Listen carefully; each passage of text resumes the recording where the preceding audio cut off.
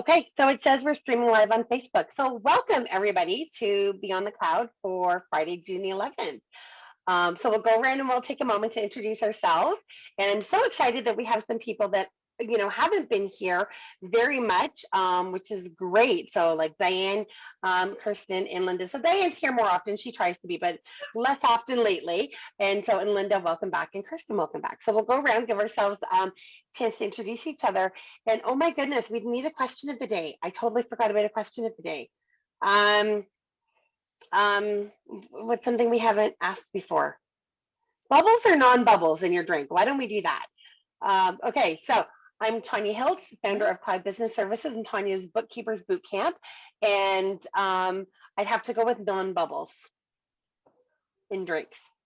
So we will go, Kim, you're up next. I'm not sure I understood the question. Bubble, you mean carbonated or non-carbonated? There we go, yes. Oh, sorry. Okay. On our last call, I'm like, is she talking about bathtubs or what is she talking about? No. On our last call that we had, the 2 o'clock call that we have, we've determined that brains aren't working very well today, most especially mine. Okay. So, yes, so my apologies. Yes, drinks, carbonated or non-carbonated. That is what I meant. Got it. Hi, everybody. Kim from Beyond Bookkeeping Business Services in Southern Ontario. And non-alcoholic drinks are carbonated. Alcoholic drinks usually aren't. Very nice. All right, Kirsten, you're next. Hi, I'm Kirsten. I'm from BC. I'm going with bubbles. Bubbles make it more fun sometimes, right? Mm-hmm. All right. So Amy is off camera right now, so she may be in the middle of something. We'll give her a second to see if she comes back on, and if not, we'll come back to her. Oh, there she is. I'm here. My camera's working. Amy Lewis from Lewis Bookkeeping in not so sunny Aurelia right now.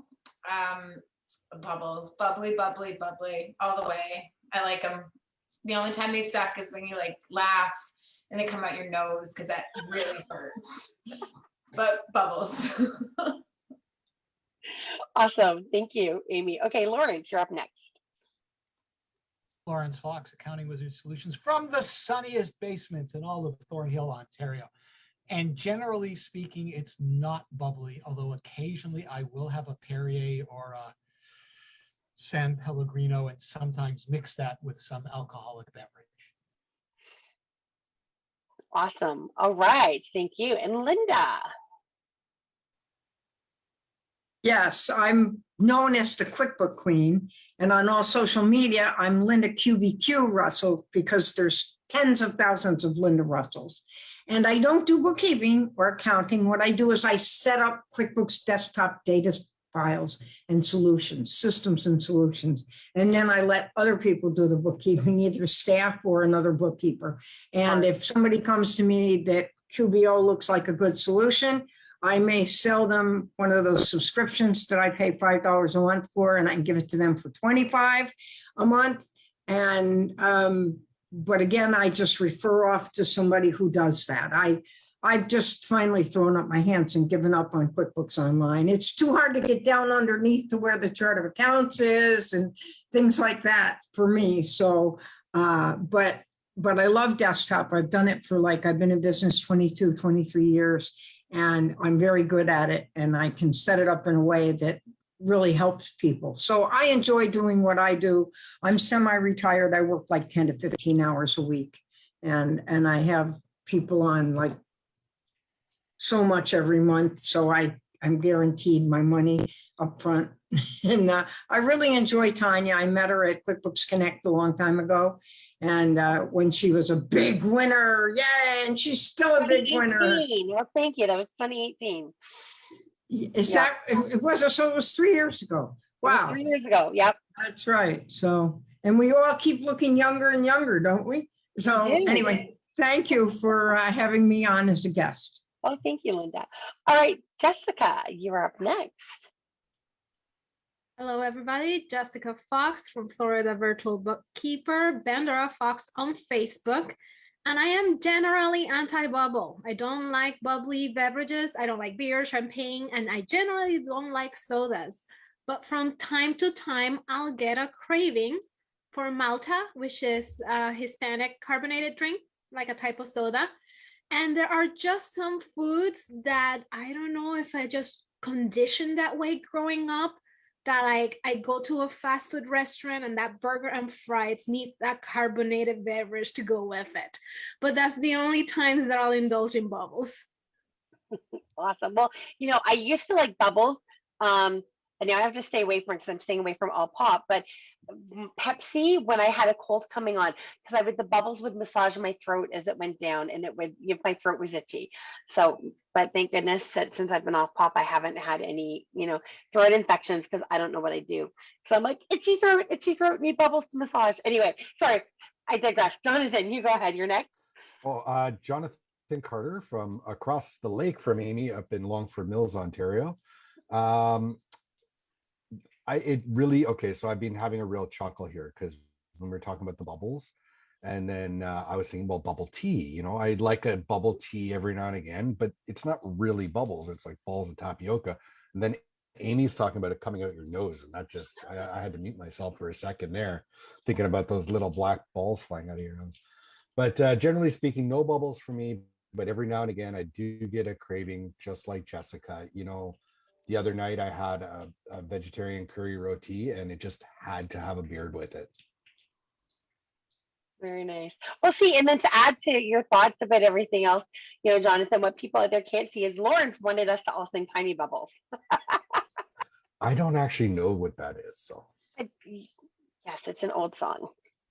Darn, I was going to try and get you to sing it for me. Don Ho's signature song that he used to Okay. sing all the time. But yes, I am old, so I know these things. I didn't mean to call you old either. I love old songs too. I love old songs. I love old movies. Black and white movies, awesome. Love musicals, the old black and white musicals, or the Technicolors. I'm still trying to figure out a meme, like what's his name from Game of Thrones. I drink and I know things. So, I'm old and I know things. All right. And then last but not least, Diane Mueller. Hello, everyone. Happy Friday. Diane Mueller from Small Business Solutions, Soma Small Business Solutions, and a partner in Trifold Bookkeeping Advisors. And no bubbles for me. Rarely would I do bubbles. Yeah. Awesome. So what we were kind of just talking about beforehand is and of course, Linda comes over here when she doesn't have another group. And of course, we always welcome Linda. And I didn't realize when I scheduled this that I scheduled it at the other time as the other group, but it had been around since 2013, you said, Linda, right? Yeah, and it's the SBAA, so that's Small Business Accounting Advisors. Yeah. Okay, yeah, and that was started by Gina Rodkey, right? Yes. Okay. Yeah. And so if you want to tell everybody listening, what that group is all about as well, too, just in case anybody wants to pop back or forth. Right. It has, it had evolved over time, and ours starts at 2 p.m. Pacific. You're mostly Eastern time, and Gina's Eastern time. So she's in Philadelphia or outside of Philadelphia, and she's still head of it and everything. We don't record maybe once a month now, because a lot of us are kind of shifting our practices to not taking on new people and just holding on to our favorites so that we're enjoying what we're doing and have a little more time, like kind of semi-retiring thing. And what has happened over the years, we started on Google Hangouts in 2013. And Gina started it because she realized, I think she was probably maybe late 40s, early 50s then. And she realized she wanted to stay up with the technology. And unless she just jumped in with both feet, she would not do that. And so she started it, and I heard about it. So I joined it. It was the beginning when you had to get, I think, an invitation to belong to Google or something, kind of like clubhouses right now. And we got up to more people, but what happened is it turns out that our group, the core group, is probably like 6 to 8 to 10 people. And we just like to get together at the end of every week. And if we have any questions, like we've had a rough week or a good week, we share, basically. It's just a group of friends sharing, accounting, bookkeeping friends sharing what worked, what didn't work, what we need help with. And we also noticed that we have not right, wrong, good, bad, but we have a fairly strong integrity. In other words, not that we won't talk bad about Intuit and QuickBooks, but we won't do it online because we just feel that's not real classy, Right. And not only that, but with the internet, it could easily get copied and be there forever. And you can't guess who you might offend today. And obviously, we're not in the business of offending anyone particularly. Not that we won't, we will, but we try to avoid that because what we want to do is serve our clients and our fellow bookkeepers in that. And we can do a better job by affiliating in a group. So we just get together for an hour every week and we just share, and mostly we don't record. And we know who's had cancer, who hasn't had cancer, whose dog's dying, whose dog is a new dog. And it's like we've become friends over so many years because it's been like 8 years now. And that's one of the great things that really helped all of us get through COVID down here in the States, was being able, and it's funny because when you go to conferences now, you have a tendency to want to be a roommate with one of these people that you know. Because, and then you meet them in person. And the biggest things I noticed is their height. I'm under 5 feet and Sarah Laidlaw is 6 feet. And it's like, oh yeah. And so's her husband, Mark, and it's like, whoa, oh, you're tall. So anyway, and I don't know, is anybody going to go to Scaling New Heights in Fort Worth? Doesn't look like You know what? I thought it was in Vegas. No, it's in Texas. And I would love to. I forget actually debated it, but we are so far behind up here in Canada with regards to the COVID? the COVID shots and, getting our vaccine, and our borders are still closed, and then you've got to still do your isolation. And, our numbers, I think in Toronto, like here, we're down to 2 cases locally. We were 0 and then we're 2 locally, but Toronto still had it set up. Last I checked, where they still have like the MASH hospitals in the parking lots that they were having to use for overflow. Winnipeg, not anymore. Okay, that's good that those numbers have come down. Winnipeg is still, as of last week, having to share. Manitoba has to ship people out to the States because Ontario wouldn't take anymore. So they were shipping, some of their patients into the US. So Canada's not in a good place for that. That's tough. Yeah. I heard, I don't know whether it's the truth or not, but I heard the American stole your vaccines. You had arranged and paid for vaccines. And then we said, no, you can't have them. We're stealing them back.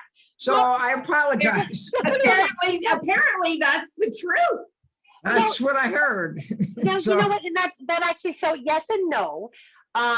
So yes, what did happen is we had arranged for it, paid for it, and then Biden came in and said, you know what? No, we need to keep them. We need to vaccinate our own people first. Now, I don't blame Biden for that at all, because you know what? You need to take care of your own first. The person that I blame our prime minister up here, because we had the opportunity. There were 4 facilities open and ready to make vaccines. And he said, no, we'll just buy them off the States. We won't worry about doing our own. And that's who I blame, because I'm like, you know what? If the situation were reversed, absolutely. Can you imagine the uproar if you had people there still dying and we're getting the vaccines up here? No, you need to look after yourself first. Close the borders down, look after yourself. But I blame our prime minister for not taking the thing is, and doing what we need to do. I looked at what everybody did, Biden, Trump, you name it. And it seems as if everybody's always trying to make the other guy wrong. And it's like, if any of us had been in charge, we wouldn't have known what to do either, for sure. No. I mean, are you kidding me? This hasn't happened in over 100 years. So it's like, oh yeah, I know what to do. No, you don't. No. No. You know what? I completely agree. Didn't we have a shot across the bow in the early 2000s with SARS? Well, They yeah, did, they yeah. did, but it was much more controllable, is my understanding. Yeah. And who knows? We'll probably never know for sure. There But was the one thing I got out of it is that I was reminded, as we all think we know what's going to happen tomorrow. And you know what? We really don't. No, We and we're really reminded don't. what's important, right? What's really important. Our about it. family, our friends, our loved ones, our clients, our customers, our Absolutely. coworkers, Linda, and I we don't got know- back Linda, to that. The other day, there was an article in the paper and someone said, who would have thought that a hockey arena would have been a place to give people injections? And at least 12 people I know looked at that and said, everybody with a fucking brain, except the people who are responsible for figuring it out. Okay? Right. Because That's like- I know that we sat here in this group Yeah. months ago going, gee, when we had the financial crunch in 2008, the federal government built a ton of hockey rinks, with money so that people could put money into the economy and build. And Yeah. the government doesn't know how many hockey rinks there are in this country. I know, and it's like the main thing. I was born and raised in upstate New York, so I understand hockey rinks. Hockey was I was in Troy, Rensselaer Polytechnic Institute, RPI. I went to college at St. Lawrence University, right up on the St. Lawrence River below Ottawa. And there was Clarkson and St. Lawrence, and I mean, yeah. And it's like down here, everybody's going like, oh, we have all these homeless people. We don't have anywhere to put them. Well, we got all these empty hotels, and somebody wants to put them on the beach in a parking lot, with no sanitation. Oh, I think they need accountants to solve their problems. That's what I think. So anyway, we just get together and talk like this. So Yeah. No, and that's, you say that we first met at there, but that's when we first met in person. We first, like in 2018, we had first met from Gina's group, from the SBA. Okay, got it. Yeah, because I wasn't able to get on there often, but when I was jumping on, and that's why when you came up, you're like, finally good to meet. It was at the couches outside the main doors. Yes, and I sat down with you and I was interviewed with, wasn't it Somanis? Yes, Brad Somanis and Andrew Wall. Yep. Yes, and I've been on their group a lot more lately. Yep. Their Friday night group. And they're a kick. They're just a kick. Well, and this, you know what, like these groups like this, it makes it a small world. And I mean, especially during COVID, I found a lot of that because like we've been going crazy. Like, let's face it, a lot of us have been going absolutely insane, trying to help our clients through this, trying to, again, get our families through this, trying to, keep our sanity. I've had a day and a half off since February of 2020. On purpose. I did purposely take on a lot to keep myself busy and, to help my colleagues that, are not in the same position as I am, that don't have a team to work with them to try to stay up on the government stuff. But, these types of things has helped keep me grounded and helped my sanity. And I actually really did like Intuit's slogan for this year, we go further together, because that is so, so true. And like, yeah, again, I just owe to the groups, to these and the sanities. And you're right, you do become friends with people. You tell anybody else, tell your kids, don't make friends online. And what do? We make friends online. But we're careful with when we meet. Well, the other thing is our friends are kind of screened for people that have bookkeeping and accounting skills. Yeah. And these people are not known as the most exciting people in the whole world. Until you get us drinking. How many serial murderers are accountants and bookkeepers? Well, the one guy in the movie, I guess. Yeah. I was gonna say accountant. Anyways. I have a couple stories about accountants who've gone to jail. Oh, yeah. Yes, enough for that. I know. I know someone, and he was actually head of the California CPA Association for a while. And he stole money from his nonprofits, a police and fireman nonprofit. And it's like, well, he borrowed it. Yeah, right. I mean, I don't know how much, but it's like, and so I use that. I'm a treasurer of a nonprofit. And I say, the most trusted people. You do not know when they might be tempted. And they do all these financial reports. They give them to the board of directors every month. People kind of go ho hum and they set them aside. They never look at them. And it's like they go like, these people are so stupid. I could borrow the money and it wouldn't matter. And then what happens is they get caught and they can't pay it back. And I don't even know what happened, but I use that as a story for them. You don't know. You need one person on this board to double check me. I don't think that will happen, but it might. You don't know. Yep, you never know. I have presented financial statements to the board. This is a board full of theologians and me. I go and I present, and they're all very, very smart people, and they're all sitting there. And they're afraid to ask me questions because they don't know what they're asking. And so I've, tried I do dance presentations, I do splashy this, I do educating at the beginning. Okay, let me explain to you what a balance sheet is and all of that. But yeah, Linda, that happens. I've seen that happen where the boards are, for whatever reason, aren't asking, they don't know what questions to ask. And nobody, so that's why we have to really draw them out and point it out to them that at least one of them needs to get involved, because otherwise you don't know the temptations. I mean, man is man. And especially like the last 2 years with COVID, I bet a lot of people would have been tempted if they were treasurer of a nonprofit to borrow money if that nonprofit seemed to have money. But then where are the policies and checks and balances in place? Like, not understanding the financial statement is one thing, but why are we not having, 4 signators, any two can sign? One of my organizations, what they have is they have 4 signators, 2 volunteers and 2 staff. And the policy is 1 staff, 1 volunteer. You can't have right. Where are those double checks in place? Yeah, well, it's interesting because we always require, 2 signatures, but the bank tells us we don't require 2 signatures. So if you send a check through with 1 signature, it'll go through, but we just do it because we know it's the right thing to do. But it's like, and we don't have volunteers, so we use always 2 staff people. And we have 4 people that can sign and we need 2 signatures. And we try to get not one of the signatures being the person who the check is made out to, but we don't always succeed on that. It might be myself making out a check. Like I get paid maybe $100 or $200 a year, depending on when I have to do more work. Okay. If I don't, so. I can think of 2 reasons. First of all, your panel of theologians, none of them want to admit that they don't understand the numbers. Okay, and they're embarrassed to do it in public or embarrassed to do it in front of their peers because they're afraid that they will not be seen as professional by their peers.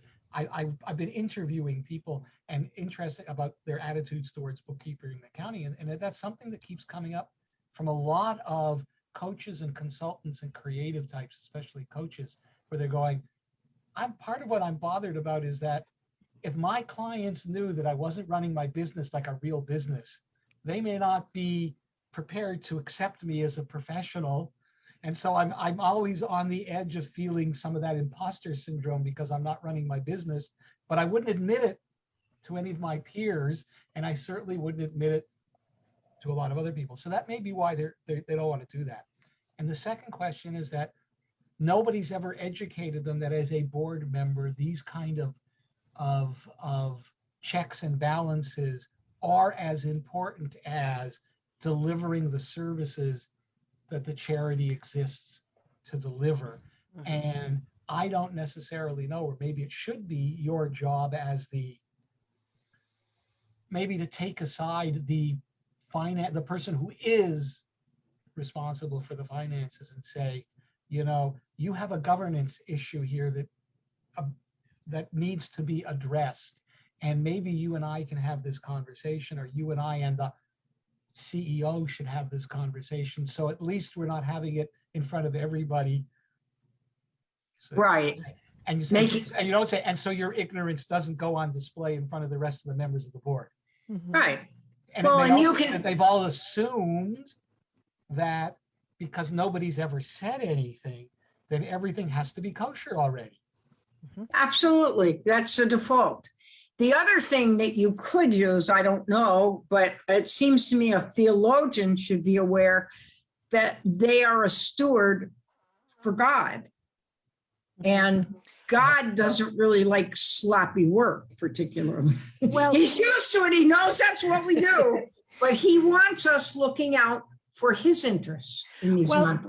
Now, I use that particular example, but they're probably one of the most governed, well organized, because they know that they are a steward, and they have come to the table going, I don't know, I haven't a clue. I don't know what question to ask. And I've had people leave the board and actually at the end come to me, because these are also people, I don't know if anybody else has worked with priests, but they have to go back to their parishes and they're supposed to be fiscally responsible. And they've come back going, you've explained it so much better than my treasurer who is a volunteer as opposed to a professional, Yeah. right? Because you don't always get, you get good-hearted people doing the church books, right? So You do. And how would they know if they weren't trained?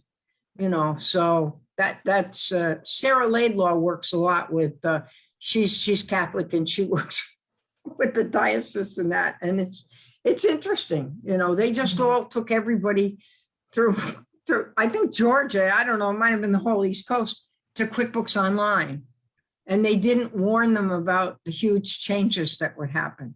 And that's been really interesting for her to kind of help them with. So. I mean, my one nonprofit is aware that there are issues that actually have been exacerbated by COVID, because they're not face-to-face, and some of they had to come up with new controls because of COVID. Yeah.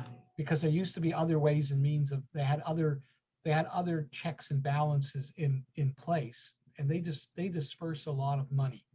And the treasurer was concerned that I have no way of knowing that the finance person didn't make up a recipient and send them a transfer, because they're no longer interviewing recipients face to face.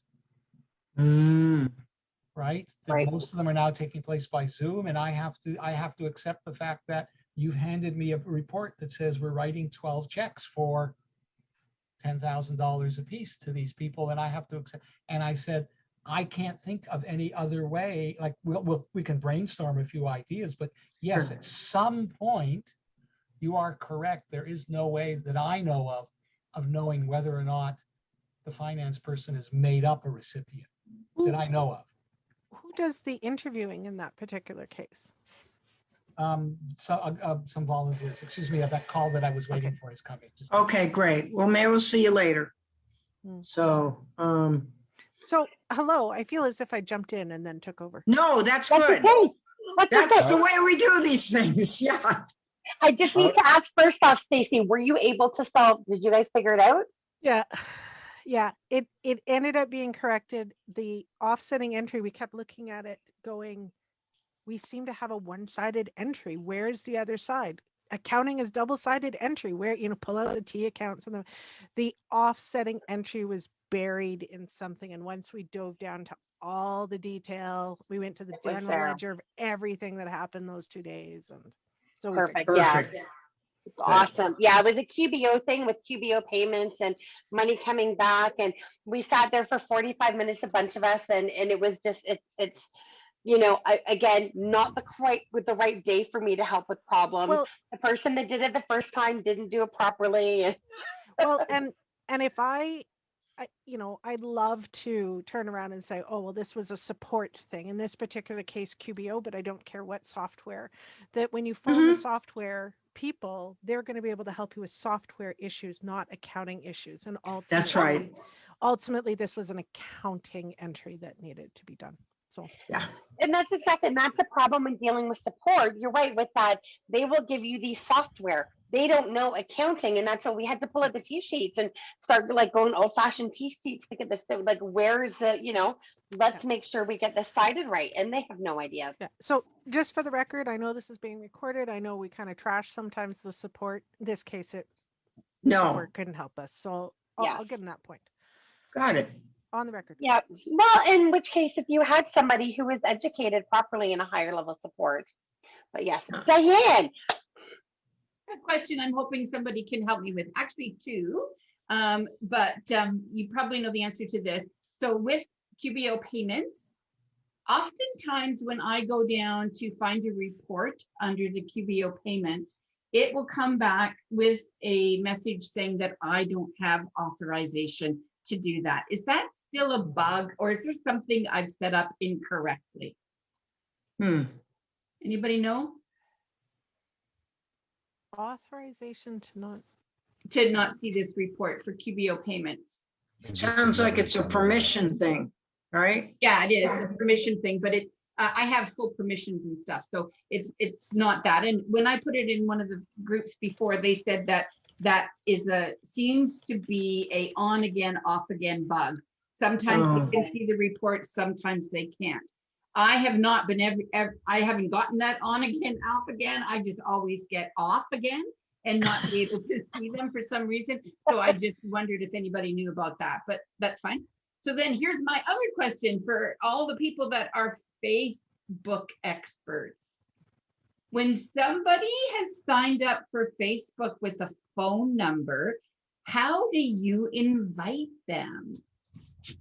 With the phone number. Or they don't have an email account. They have a phone number that they've signed up. I didn't even know this was something you could do, but apparently you can sign up with a Facebook with a phone number and not use a email address.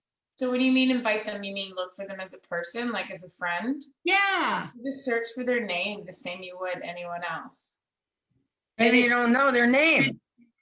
Well, yeah, I do know the name in this case. So then it would come up with them, and then I want to invite them to a private group, Amy. Yeah, so it's the same thing. They have to be your friend, or you would just find their friendship and then invite them. Generally, you can only invite people to groups that are your friend.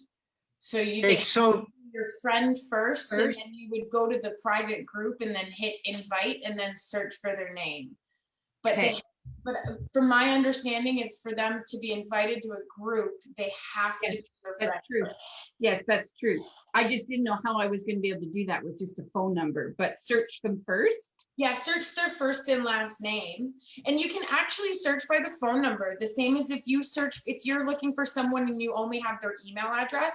Like I do this if I'm like hiring an employee or whatever, and I want to creep their Facebook first. You put in their email address into the search bar and it will bring up the accounts that are associated. So the same thing will happen if you put in a phone number if it's associated. Okay, I will give that a try. Video, I'm sorry. I'll give that a try. Thanks, Amy. That might help. That might get me a few steps closer. Yeah. And a lot of people I notice, I've taken them out of my phone now because they prefer to contact through Facebook messaging. So that's another possibility. Although it's my understanding if they're not your friend and you message them, it goes some odd place where they're not likely to see it. It depends. So there's a box called other. So this is for people that aren't your friends or maybe don't have mutual friends with you, but it's actually a setting or an option that you as a person can turn on or off. You can choose to have another inbox, or you can choose to have all of these messages come out. I personally like having the other because I don't allow clients to message me on Facebook on my personal. And it's like, I have like a script on a sticky note. If someone messages me, it's like, this is my personal Facebook, please send it to my business. Here's my email. And it's like, I don't even respond to the question. I don't even acknowledge it. It's send it to my business. So, yeah. And I get a lot of people that will like see my name on Lewis Bookkeeping and then will send me a message. It's just like, why didn't you just go to Lewis Bookkeeping? But because I'm on Facebook and it's easier. Well, except for the fact fact that they're on my page and then they'll go find my person and message my person. It's like, what? I always warn people that if they're communicating with me in that way, that's how balls get dropped. Yeah. It You either is, come it in for a is. system, or I can't guarantee I'm even going to remember we had this conversation. Right. And I love that. I agree with you. It's amazing. Yeah. I told you that. Like, we had a Facebook conversation back last January. It's like, like, did you email it to me?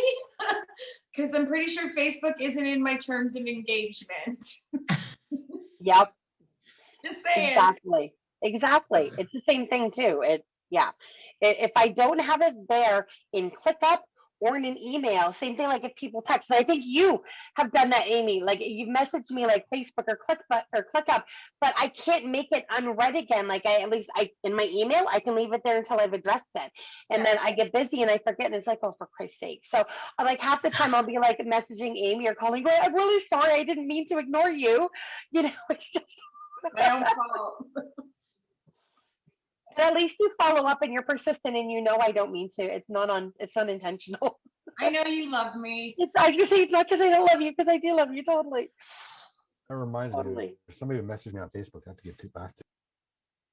It was me. But it was a personal matter, so that's why I messaged on Facebook. Yes. I would actually just like to take a moment to mention too that we have for the end of this month, the Enhancing the Accounting, the Accountant and Bookkeeper series that I do with Jonathan. We have special guests coming and that have confirmed. So Jonathan, I'd like to get that out ahead of time. So it's actually going to be, so yeah. We haven't confirmed the one. Okay, well, we can talk but we about have the two confirmed. Oh, so you muted yourself. So what's the actual topic? What's the topic called? So the topic is going to be helping find good advice. And so we got 3 coaches, and we're going to have some questions for them. Kim knows where this is going. But they're not necessarily coaches for bookkeeping and accounting. So I recently encountered a coach who I was just blown away with how he was helping translate normally a very difficult industry and really make good sense of their books and really put them on a good track. And I love getting referrals from coaches because people are already of a positive mindset, of a growth mindset, and they're moving in the right direction. So they're better to work with, generally speaking. And I'm very excited for this one. So, I mean, in full disclosure, one of them is my wife. So I don't know if, okay, good. She didn't hear that. Well, that's okay. Because I'm going to take advantage, of course, in there, and I'm going to promote myself a little bit too, because I also do a coach for the accounting community as well. So we'll be shameless together. When I got excited, Tanya, it wasn't because I knew where Jonathan was going. It was because, full disclosure, when you were saying enhancing the accountant bookkeeper coming up, I was kind of multitasking, so I didn't really hear what you said. So when I heard Jonathan mention the word coaching, and when you asked him what the topic was going to be, that's when I picked up, because you know this is a topic that I've been requesting one of you handful of accounting leaders that are out there, that I wanted one of you guys to do this topic. So so we have Jonathan's wife. We have hopefully the other one. Can we say what? Okay, so the other one, I'm not going to give his name, but he's actually a really impressive coach from the construction industry. Which, Amy, I thought of you. Really needs the coaching. What's the save the date? Sorry. It's the last, June 30th. June 30th at noon our time. And the final, who is my mentor and I absolutely love dearly, and she is confirmed, Miss Jeannie Whitehouse. Jeannie will be here. Yeah, Jeannie will be here, of course, because she's got her level 5 certified advisor program through Mentor Plus that she is now running and teaching. Edie Osborne, who started it, retired. And so Sherry Lee Mathers and I were the first ones to go through Jeannie teaching it. And it is an amazing course. And Jeannie is an amazing person. And both of us told Jeannie when we were done, we said, you're not allowed to get rid of us. I don't care what it costs. You're stuck with us forever. Because she's anybody who knows Jeannie knows she is a wonderful, wonderful person. And I first met her at Connect in San Jose. And this would have been my first year there, so 2016, I think. And her and she just came up. I was, didn't really know a lot of people at that point. So I was, very shy and withdrawn, as I am, and as most of us probably are in, big situations like that when we don't know anybody. And so she came up and she's talking to me and we had a great conversation and we kind of, a few other these VIP events ended up there.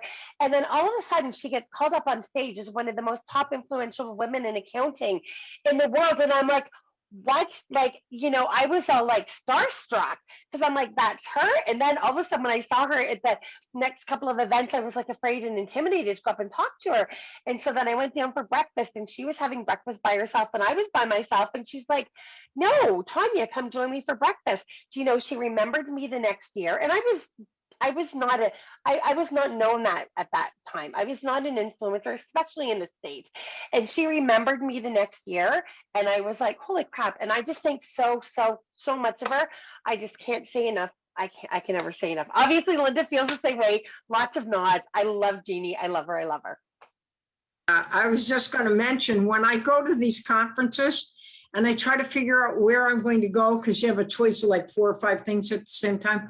A lot of times now what I do is I pick the presenter, not the topic, because I know that if I go watch Jeannie Whitehouse, I'll get something, or if I go to, the guy with the pricing over Mark in Wickersham. Yes. Mark Wickersham or Ron Baker. Yeah. So it's a lot. That's how I pick. I pick by the presenter, not the topic. And I always enjoy it. And I do a lot of times too. And I mentored under Ron Baker for a year. And Ron tells me, he's like, Tanya, you could teach these courses. And I'm like, Ron, I still walk away with something.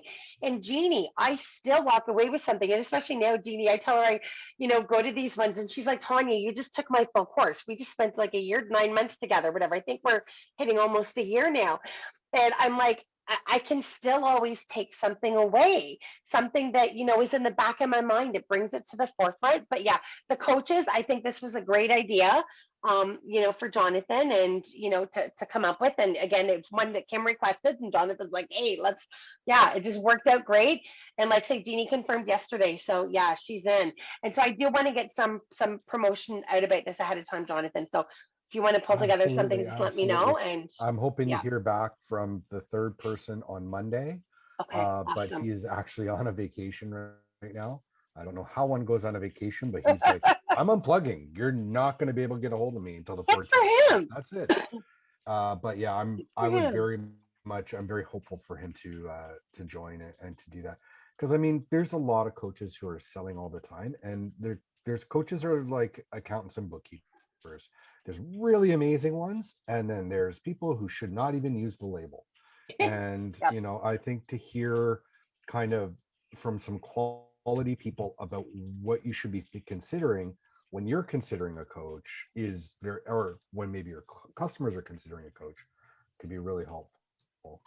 Well, and I know one thing that the one reason why I think, or not the one reason, one of the reasons why I love Jeannie so much is that she doesn't make it feel, when you get to know her and you talk to her, you don't feel like she's up here and you can't get to where she is. We showed up and we shared something, and part of the lesson that day, whatever, she's like, you know what, guys, that just happened to me last week. And she shared it. She says, I should have known better. I didn't. This is what happened. I just had to suck it up and deal with it. But to hear that somebody who, has attained what she has attained, to realize that they're human, it makes you realize that, hey, yes, that's attainable. I can get to that level. I can do that because she made the same mistake I would make. And that's the one thing I really like. I don't I don't identify with coaches or anybody who is, I'm perfect, I'm this, I'm that. No, you know what? When I'm working with my, with people I work with, whether it be my accountants, or my accounting professionals or my clients, like, Stacy, Amy, and Kim, you guys will know, hey, I openly say when I messed up. I had a pricing thing the other day. Um, which I shared with you, I guess, Jonathan. So I guess I will share this out. I'm not going to share details about it, but I am going to be doing for auto review we're going into a 6-month contract where I'm going to be doing their webinars and blogs. I'm comfortable with that because I can fully control the content and create it, which is very important to me, but I had no idea how to price it. I've not done anything like that. I just know what I've been paid by Intuit for the TWN. So I called Sherry Lee Mathers, and she's my pricing partner basically for stuff like that. And we hashed it out, and I was going to undercut myself. And Sherry's giving me shit, and she's like, "Jeannie would tell you this," and I'm like, "I know Jeannie would tell me that," but it's so funny when the shoe's on the other foot. So I happen to be talking to one of the accounting professionals I'm working with, and I told her that. I said I would have undercut myself in half. They ended up meeting the same value. We negotiated, but we negotiated the deliverables to get to what was in their budget. But I'm talking to her, the accounting professional, the other one that I'm working with, and she's having a hard time coaching. You're like pricing this, and she's like, Tanya, she's just like, you're just so far ahead of it, and I don't know that I could ever price like that. And I'm like, garbage. I just had to do this, and I was going to undercut myself, So just because you think that it's happening to you, it's not happening to every single one of us, right? So, and this is where I don't like coaches that again pretend that they're perfect and don't say, hey, I've learned from this lesson, I've walked that walk, I've talked that talk. Some people might like that. Personally, I don't relate to people like that. But the other thing about coaches is, and I noticed because like there's so many of them, some of them are a good fit for you and some of them aren't. In other words, like I'm able to follow Hector Garcia really well because he repeats everything 3 and 4 times, say the same thing. But I get lost with Seth David. I mean, it's like he's just so brilliant and so fast. It's like he's great. He's a great coach, just not a good fit for me. And I think that Linda, he's a lousy teacher.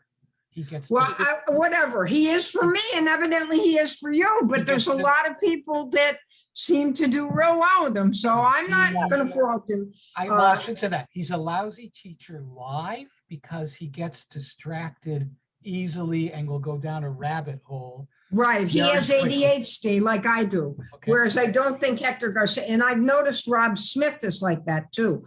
I love Rob Smith in the Microsoft.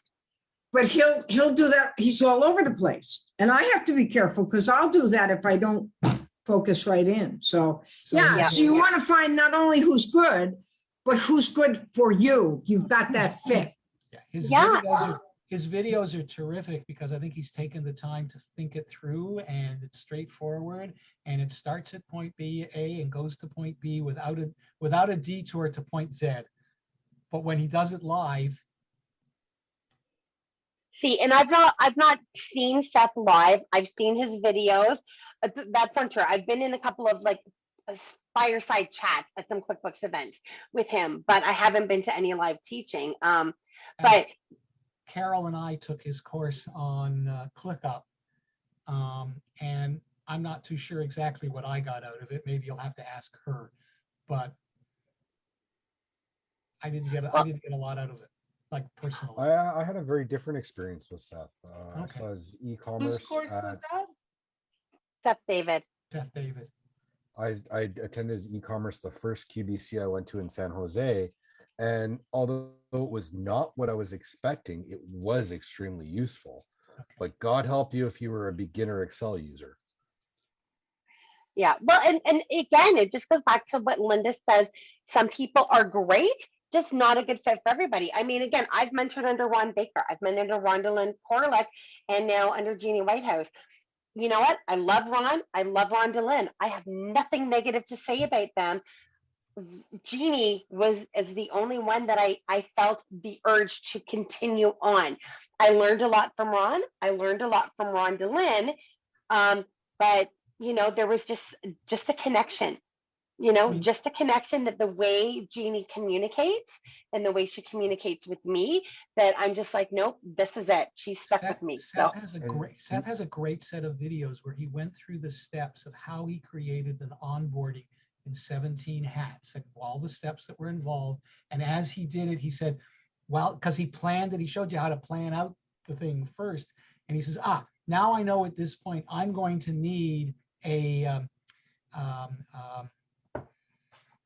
going to need a document. I'm going to have to create a template. So so he planned it all out. He says, now I'm going to go and create all of my templates so that I know how to plug them in. And now that I've created the templates, I'm now going to create the workflow.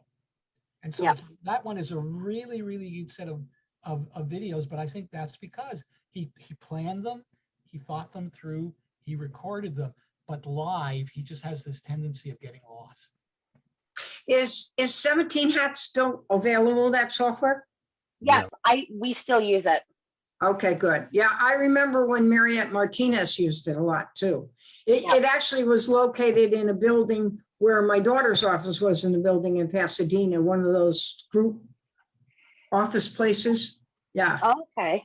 They were on a different floor, but it was interesting. So yeah, I've always thought that looked very good to use. So yeah, it is. And we bought it. We've been using it for about 5 years. We bought a lifetime. It's funny. Seth reminds me a lot of our of Alan, actually, Diane. Seth reminds me a lot of Alan in some ways. Alan, RIP, he's no longer with us. Absolutely wonderful. But, Jonathan, when you talk about, the Excel, I remember walking into Alan's, and Alan Salmon, for those who are wondering, but I remember walking into his course, very first IPBC, went in with Tamitha. She says, you think you know Excel? You're not going to know Excel. Sit down, front row, because she wanted to be right up close to him. He says, who thinks that you're, advanced users on Excel? My hand goes up. I'm like, oh yeah. Let me tell you, my jaw hit the desk. Right at the very end, he's like, now, all of you had your hands up. Who feels like you're still advanced? Nope, mine stay down. Who feels like you're middle? Mine stay down. He was like, who feels like you're just a beginner? Mine prepped up. But he was on the cutting edge of everything still with that. And Seth has been using 17 Hats long before, at least, myself. He'd been using ClickUp for years before we started, at least up in Canada. So he seems to be, again, he's very intelligent, kind of on the edge of this and still continuing to learn and pass it on. And that's great. But like I said, I've never seen him teach live. But you know what? And maybe some people can follow along and maybe some can't. It just, I guess it just all depends, right? Different strokes for different folks.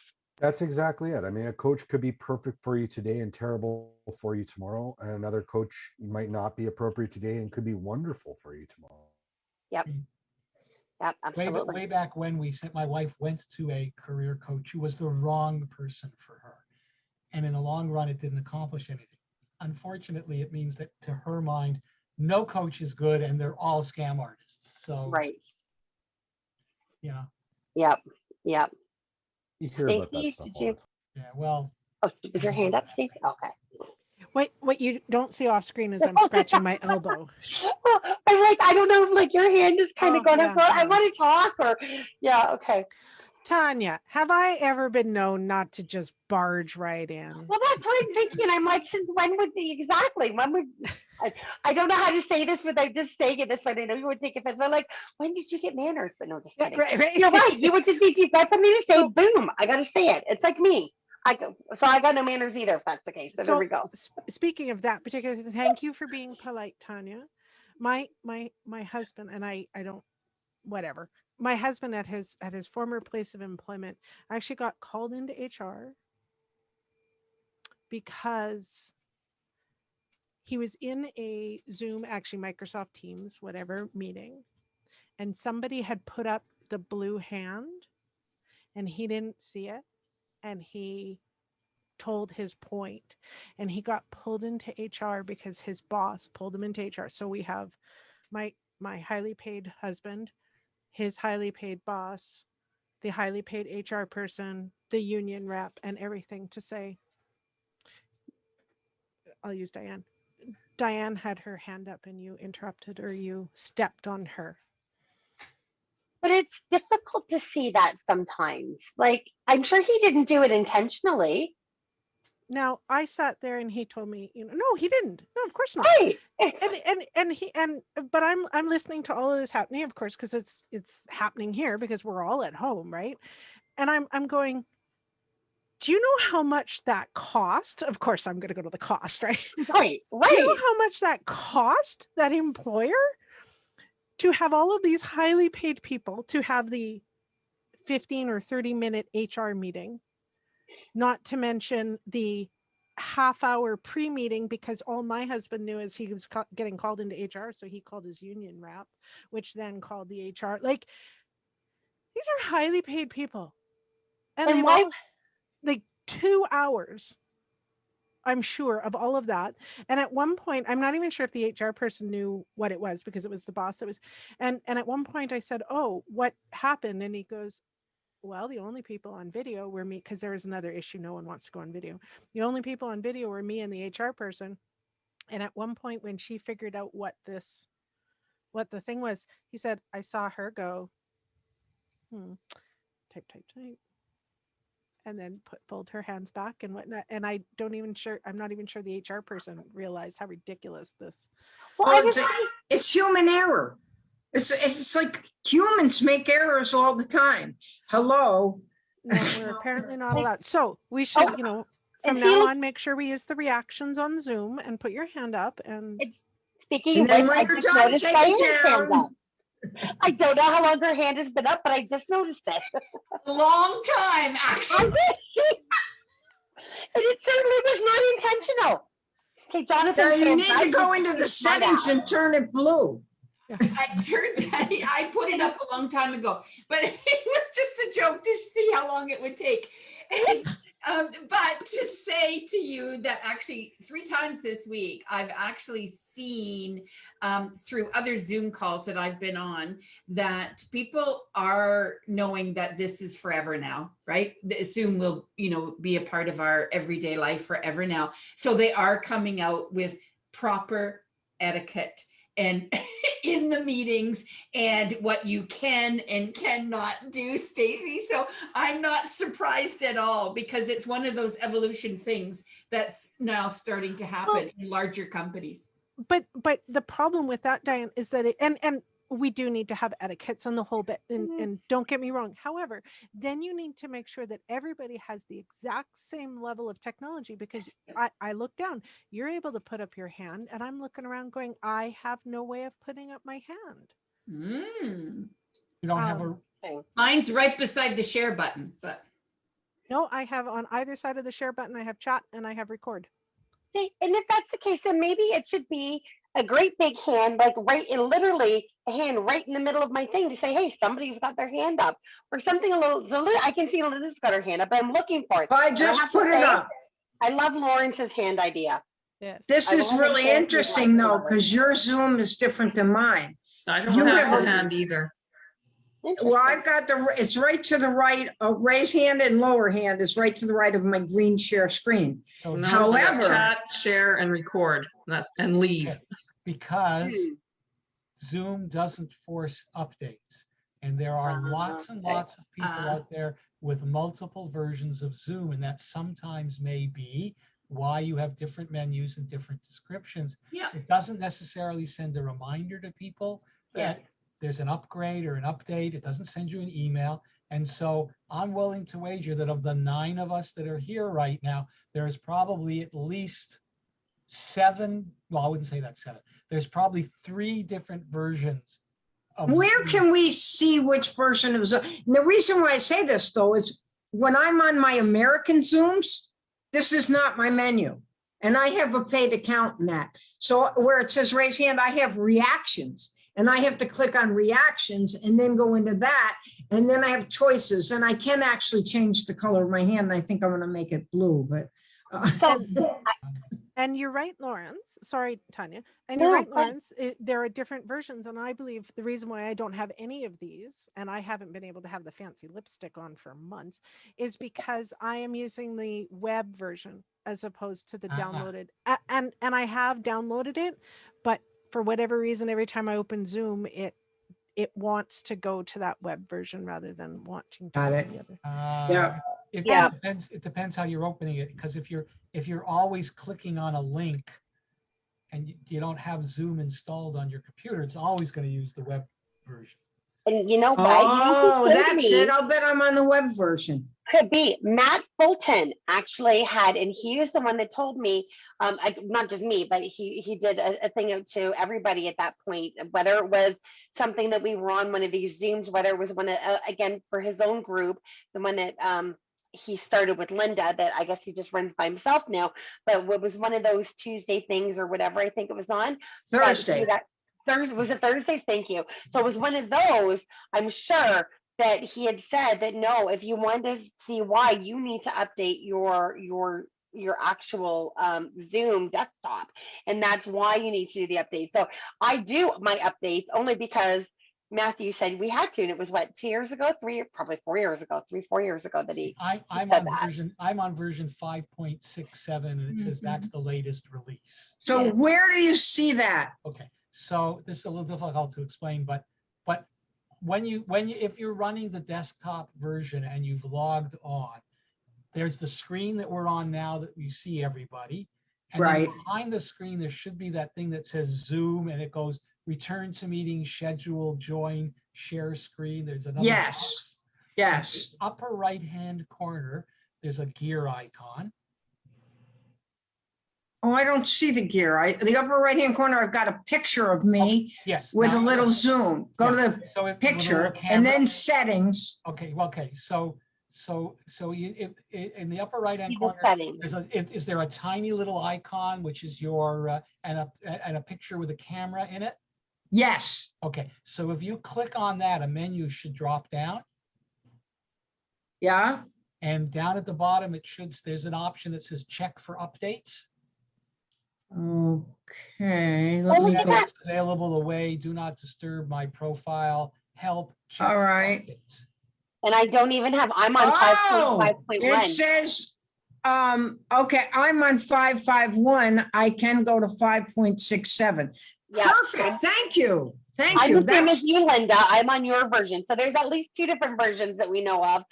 Right. No, you're on the same one as you said. You're on the same as you. Yes. So Linda, you're in a new one. Myself, Linda, and I are already on 2 different versions of Zoom. Right.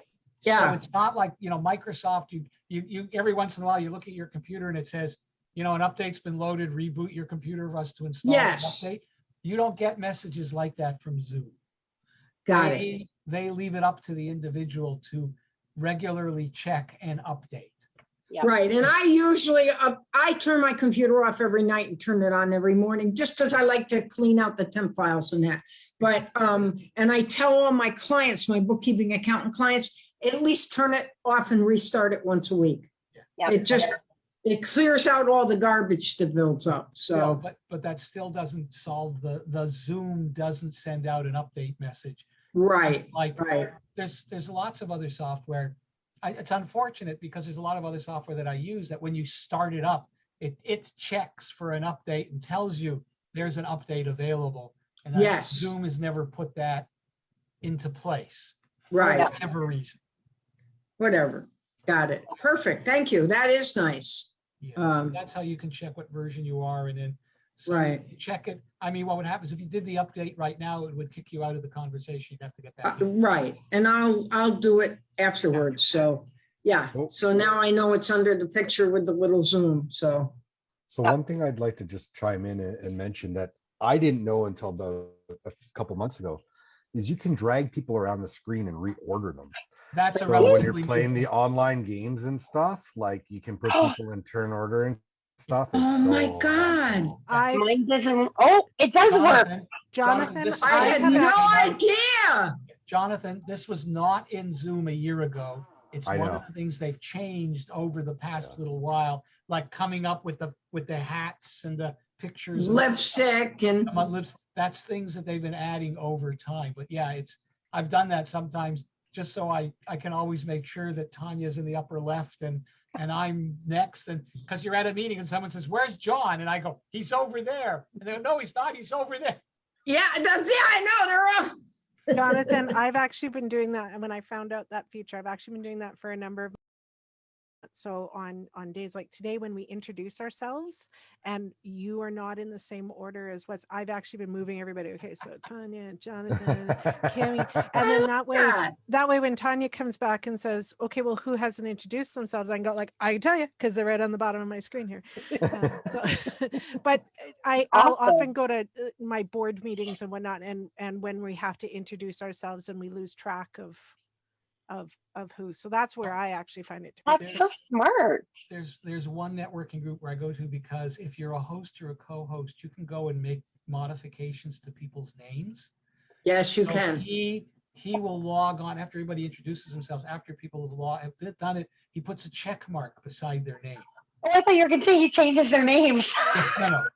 He could, but I don't think he's able to add a check mark or an X or something in front of their name. So that way the host who's going around the room, because his screen may be laid out a little bit differently, can then see, I see the check mark beside Lawrence. That means Lawrence has already introduced himself and just needs to look for a person without a check mark beside their name.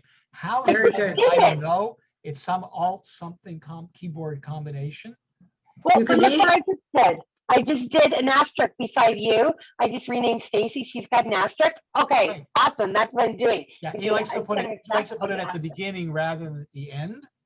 Yeah, because then they sort in the right-hand panel of the list of participants according to that. We do that in our landmark meetings. Yeah. We put a pound sign. Yeah. And then we put, TL for team leader or CUST for custodian or what your function is.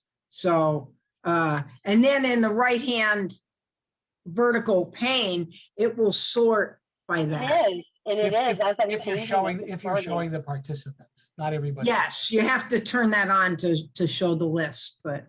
And I don't usually do that because otherwise then I miss attendees, people coming in, but that's good to know.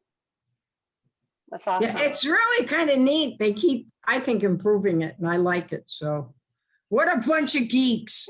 Yeah, we are geeks. We are geeks. For those who it's fun. Look, I gotta go. It's a weekend. I did too. My pool is calling me. We have put in a new step, so I have to go and try it out, make sure it works. So. Okay, good. Yes. Have a wonderful weekend, everybody. Well, I'm going to change my name back off of Jonathan Carter's joining audience.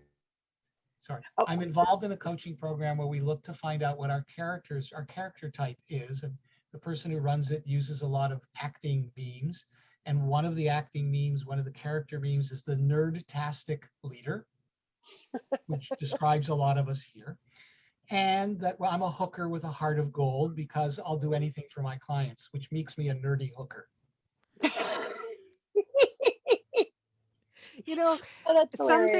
Something came up on my Facebook memories today, very similar. And I was just offered a job as a hooker. And that's all I said.